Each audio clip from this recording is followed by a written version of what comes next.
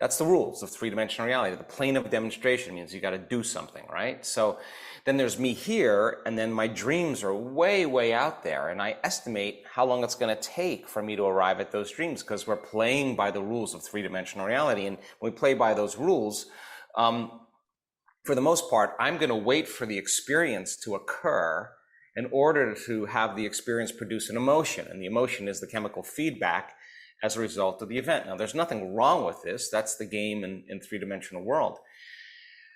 If you're going to shorten the distance between cause and effect, between the thought of something and the experience of something, you got to go to a different set of rules, and you have to create from the quantum field. Now, the quantum field is an invisible field of energy that exists beyond this space and time. Now, this takes a little bit of imagination, because if we don't have any space between us, then we're connected. There's no separation, and there's no time. So now, when you go to the realm of the quantum, the rules change, because in the quantum, things are connected. Energy connects things together. So then, if you are able to create from the field instead of from matter, and it's not matter that's emitting a field, it's the field that's actually creating matter. If we could change information in the field, we could change the hologram in three-dimensional reality. And it turns out you only need two things to do that. A super coherent brain, super organized coherent brain, and coherence is a rhythm or an order. So when the brain is coherent, it has a directive. It's an electrical charge. It's the signal we send out into the field. We're broadcasting information with our thoughts. Now, most people who have been conditioned and hypnotized into the rules of three-dimensional reality, they're waiting for the experience to happen to feel the emotion of the experience, to take away their lack or separation, like whatever it's abundance, it's love, it's healing, whatever it is. But in the quantum model, you have to combine that clear intention with an elevated emotion, and that takes heart coherence. So we've done extensive studies in training our community to begin to feel the emotion of the event before it happens. And people will say, well, I don't know how it would feel because I haven't experienced it. Well, the answer is really simple. If you felt gratitude, or you felt appreciation, or a love for life, or a joy for existence, and you combine that clear intention with an elevated emotion, the heart produces a magnetic field, and that magnetic field expands out, and it transcends the rules of space and time.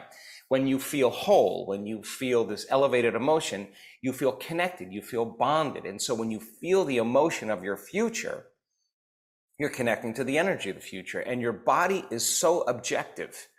It does not know the difference between the real life experience that's creating that emotion and the emotion that you're creating by thought alone. The body's actually believing it's living in that future reality in the present moment. So if the thought sends the signal out, and the feeling draws the event back, and you have brain and heart coherence, you got a really powerful Wi-Fi signal.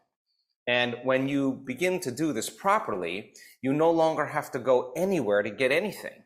In other words, you're not living by the rules of cause and effect. You're living by the rules of causing an effect. You're producing an outcome. Now, here's the cool part.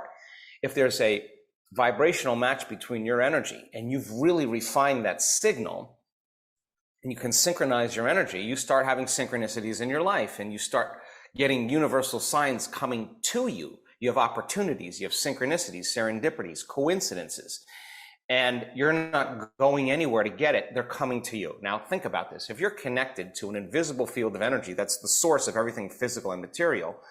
If you were connected to the source, why would you go anywhere? You wouldn't do that. You would say, come to me, right? So by doing this properly, and causing an effect, when you see feedback in your life as the result of what you're doing, you're going to pay attention to what you did, and you're going to do it again. Now, the cool part is that once you feel the excitement, the inspiration, the joy, the love for life, that's actually reinforcing the feeling that you've created with. And if you create again, you refine the signal a bit more, you get more synchronicities, more opportunities. And the cool part about our community is that they're not saying, oh God, I have to go create my life. They're not saying that.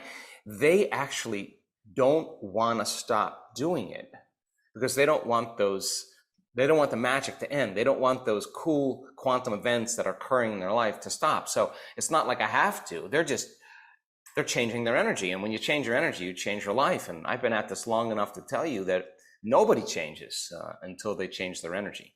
And so when you experiment with this as a process and you learn a particular formula, and we've been refining this and studying it so much in the last couple of years, that the amount of coherence that we see in some of our student community is so incredibly organized, and not only organized, but the amount of energy in the brain, the amount of energy in the heart is higher amplitude. So now bigger signal, bigger Wi-Fi signal, more connection. And so then if you can shorten the distance between cause and effect, between the thought of what you want and the experience of what you want, then you would start to master your life.